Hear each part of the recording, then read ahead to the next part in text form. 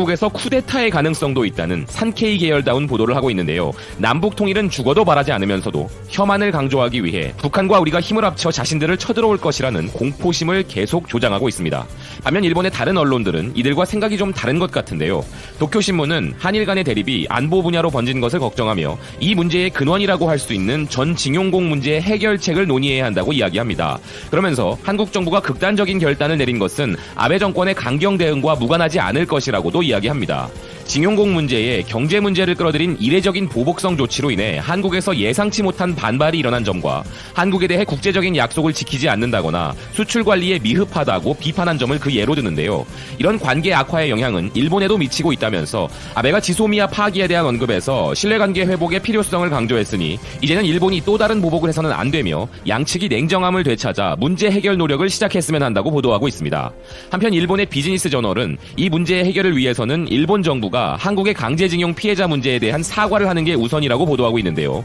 이 파기는 유효한 것을 일방적으로 파기한 것이 아니라 지소미아는 1년마다 연장하기로 되어 있었으며 다시 그 기간이 왔지만 한국이 연장을 하지 않은 것뿐이므로 조약 위반이 아니라는 이야기를 합니다. 그리고 2016년에 지소미아 체결 이전에도 한미일 3자 간의 정보 공유가 있었으므로 지소미아가 종료된다고 해도 정보 입수가 곤란해지거나 안보상의 지장이 생기는 것은 아니라고 하는데요. 그러나 문제는 지소미아 협정만이 아니라 한일 관계 전체를 어떻게 할 것인가에 한일 양국 정부가 큰 차이를 보이고 있는 점을 이야기하며 아베는 1965년에 한일 기본조약 체결로 이 문제를 처리하면 좋겠다는 입장이지만 한국 정부는 모두 해결된 것이 아니라는 입장으로 양쪽의 의견이 서로 팽팽한데 비교적 한일 문제에 있어 온건파인 한국 학자들의 지적을 인용하여 한일 조약 이후에도 양국은 전쟁 문제를 어떻게 해결할지 협의를 계속해왔다.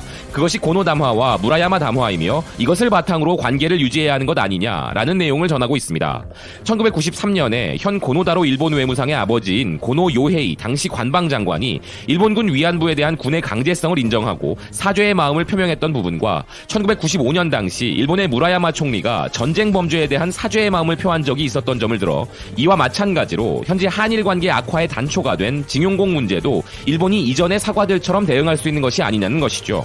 기사는 끝으로 피해자들에게 큰 손해와 고통을 주었던 의심의 여지 없는 이 역사적 사실을 겸허히 받아들여 통절한 반성의 뜻을 담아 진심으로 사죄의 마음을 표명하고 이 부분을 어떻게 표현할 것인가에 대해 전문가의 의견을 듣고 앞으로도 진지하게 검토하겠다는 입장을 밝히면서 징용공 문제 해결에 실마리를 찾아야 하지 않겠는가 라면서 구체적인 방안을 제시하며 기사를 마무리합니다. 기사의 취지는 한일 관계가 회복되길 바라는 좋은 의미인 듯하고 정말 이 기사처럼 되는 것이 가장 상식적일 것입니다. 허나 문제는 이 시점에 아베와 그 무리들의 극우 정책상 우리에게 사과를 하고 관계 회복을 원할 리가 없기에 이